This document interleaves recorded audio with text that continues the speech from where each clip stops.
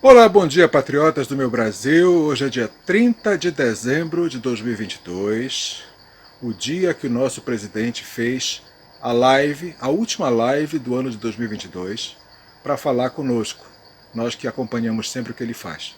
A imprensa, a grande imprensa, está chamando já de despedida, está dando um tom melancólico para essa live. Nada disso, ele não fez nada disso. Ele falou realmente tudo que ele fez no governo e falou outras coisas mais. E eu vou falar um pouquinho sobre essa live hoje. E assim como ele tem feito nas últimas aparições dele, aparição até parece coisa de assombração, né? Aparição, né? Últimos momentos que ele tem falado com a gente, ele tem simbolizado aquele momento pela cor da camisa, né? Pelo menos as pessoas estão analisando assim. Ele veste branco em homenagem à Marinha, em azul para a aeronáutica, verde para o exército. Aí já ficaram falando que a roupa que ele estava hoje era um cinza meio esverdeado, como se fosse uma cor de exército, assim, de alto escalão de exército. Não sei, eu não vou entrar nesse mérito. Mas se eu estou de preto hoje, não é porque eu estou de luto, tá bom? Não ache que é porque eu estou de luto. Esse preto aqui tem outro significado. Sabe quando você viu aquele filme do Tropa de Elite, o BOPE? O Capitão Nascimento falou: nosso uniforme é preto, porque quando a gente entra é faca na caveira. Por isso que o uniforme do BOPE é preto, que o BOPE não poupa ninguém. Ele vai para fazer o que foi fazer, para não voltar sem executar sua missão. Então é por isso que eu estou de preto hoje. Eu entrei no modo BOPE, modo Tropas Especiais. É assim que a gente tem que encarar, gente. É assim que a gente tem que agir nesses dias de agora. Porque esse pronunciamento do presidente botou muita gente para baixo, muita gente começou a falar e desistir, e falar de general, e falar de exército, e sair de onde estava. Não vamos fazer isso, não é momento disso. Nós não somos daqueles que desistem. Martin Luther King desistiu e os alunos disseram não. Moisés desistiu e os alunos disseram não. Gandhi desistiu, eles disseram não. Elivelto Anueto desistiu, os alunos disseram não sabemos quem ele é. Você não sabe quem ele é porque ele desistiu. Ninguém se lembrará de quem desistiu. Se você quiser ser lembrado na história, diga para o seu irmão, não desista.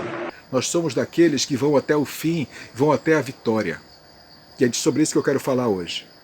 Mas antes, eu quero dizer que aquela promoção que eu falei ontem, que você ainda tem a chance nesses próximos dias, assim, especialíssimos, de patrocinar esse canal aqui, esse canal que você tanto gosta, que traz novidades, que traz análises, que traz tudo aquilo que está acontecendo no Brasil, no mundo e até no mundo espiritual, para você ficar por dentro de tudo. Então a gente está aqui pedindo mais uma vez a sua colaboração, gente. Oh, vamos lá, ajuda a gente a ficar no ar, porque se a gente sair do ar, é um canal a menos para você ver.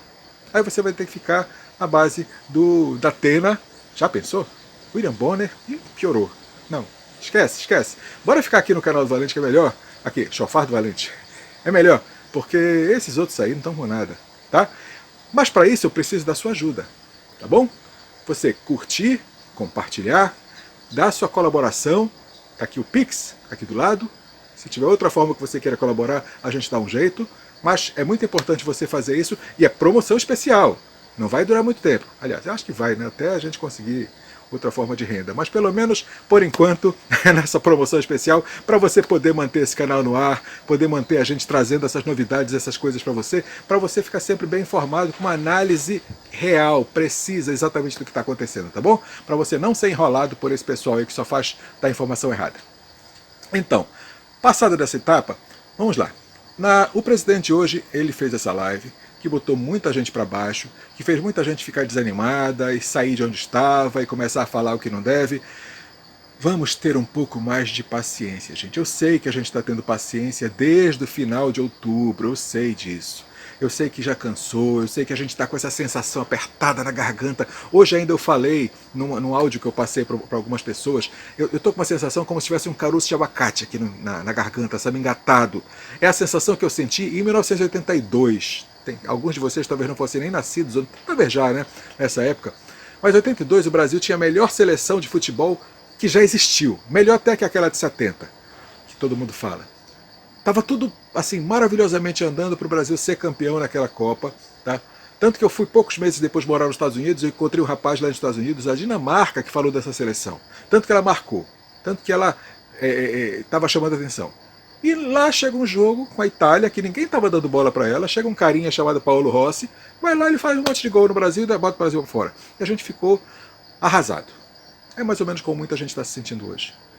Quando uma coisa vem assim, do nada, de repente, pega a gente sem estar esperando, é isso que acontece, muitas vezes. Mas por isso que a gente tem que ter preparo moral, a gente precisa ter estrutura, a gente precisa ter base, sabe? Precisa ter alguma coisa no que se agarrar. E não há nada melhor para se agarrar do que o Senhor dos Senhores, o Rei dos Reis, o Príncipe da Paz, porque Ele é quem pode nos dar todo tipo de resgate, consolo e palavra de sabedoria, para a gente não entrar nesse buraco sem fundo que muita gente está entrando agora. Mas basicamente o presidente não falou nada que fosse para causar isso, tá? Ele falou de todos os feitos do governo dele, falou para pessoas que nunca ouviram isso antes, aquele pessoal que só se informa pela mídia tradicional e que hoje, pela primeira vez, talvez alguns deles tenham ouvido falar dos feitos do governo dele. Aquilo que a gente sabe, porque a gente está acompanhando, mas eles não sabem. E hoje ficaram sabendo. E o presidente usou desse tempo que ele teve para poder trazer a realidade para muita gente. E ele não jogou a toalha. Ele não disse que era para sair dos quartéis, ele não disse que era para desistir, ele não disse que era para fazer nada que fosse contra o que a gente já vem fazendo. E eu vou te contar um segredo só aqui entre nós. Eu acho que ainda tem coisa vindo por aí. Eu acho que isso daí foi um momento assim, meio estratégico, mas vamos aguardar. Eu acho que ainda não terminou esse jogo. Acho que ainda tem coisa para acontecer. Tenho quase certeza disso. Não tenho... Sabe, porque, de outra forma, olha, por que motivo que ele não fez a mudança dele do Alvorada até agora? As coisas dele todas estão lá ainda no Alvorada. Por que motivo que o Paulo Guedes, que mora na Granja do Torto, que é uma residência oficial do governo, também não se mudou até agora? Por que motivo que o Mourão, que mora no Jaburu, que é a residência do vice-presidente, também não se mudou? Isso é muito estranho. Isso nunca aconteceu antes. Por mais que tivesse alguma coisa assim levemente acontecendo, não ia gerar tudo isso que está gerando. Tem coisa por aí, gente. Vamos ter calma, vamos esperar. Não vamos alertar a concorrência, não alertemos os nossos opositores, mas fiquemos de olho, porque tem coisa para acontecer. E me lembrou uma história, sabe? Interessante, que eu conheço já há bastante tempo, uma história até bastante famosa, até bem conhecida, que é da vaca na sala. Essa história, eu não tenho bem certeza de qual cultura que ela vem. Me parece que é dos indianos. Me parece que isso daí é cultura indiana. Tá? Que a história conta assim, um homem que tinha uma família, tá? Ele, a esposa, filhos, foi falar com o mestre, com o guru, para se queixar da vida dele. Aí chegou lá e disse: mestre, a minha vida está horrível, mestre. Eu não tenho paz, eu não tenho sossego, eu não tenho espaço, está muito ruim, eu moro numa casinha pequena, de 2 cômodos só, com mulher, 2 filhos, tudo que a gente tem, uma vaquinha que fica no quintal, a nossa vida está muito ruim. Aí o mestre disse: ah, sim, a tua vida está ruim, você tem uma vaquinha que está no quintal. Faz assim, bota a vaca para dentro de casa. Aí o cara disse: mas mestre, eu acabei de falar, minha casa só tem 2 cômodos, mestre, como é que eu ainda vou colocar uma vaca para dentro de casa? Vai ficar... O mestre disse: faça isso. Coloque a vaca para dentro de casa. Aí ele não discutiu, era um mestre, né? Mestre a gente não discute. Ele foi para casa, botou a vaca dentro de casa, a mulher dele achou que ele tinha doidado. Os filhos dele ficaram dizendo que iam colocar o pai no hospício, mas colocaram a vaca dentro de casa. 3 meses depois, que foi quando o mestre falou para ele voltar, ele voltou lá com o mestre. O mestre perguntou: e agora, como é que está a sua vida? Ele disse: mestre, está muito pior. Agora está um desastre. Porque além da gente não ter espaço, fica aquela vaca dentro de casa, comendo e fazendo as necessidades dela dentro de casa. Está horrível, mestre. Está muito ruim. Ele disse: então faça uma coisa, tire a vaca de dentro de casa. Aí ele tirou a vaca de dentro de casa. 1 mês depois voltou, mestre: e agora? Ah, mestre, agora sim. Agora ficou bom, agora a casa ficou legal, a vaca está lá no quintal, a nossa casa não está mais fedendo, agora ficou bom. Tá vendo? Sabe o que essa história mostra pra gente? Que às vezes a nossa situação tá boa e a gente não percebe que ela poderia ser melhor. E às vezes ela tá ruim e a gente não percebe que ela poderia ser pior. Esse homem estava com uma situação ruim. E ele não percebeu que poderia ser pior ainda. Botou a vaca dentro, ficou pior. Quando tirou, melhorou. Aí ele achou que estava bom. Ele voltou para o estágio inicial. Ele voltou para o que ele era antes, mas já achou bom. Por quê? Primeiro ele experimentou um estágio pior ainda. A nossa situação aqui no Brasil, ela é exatamente essa, só que invertida.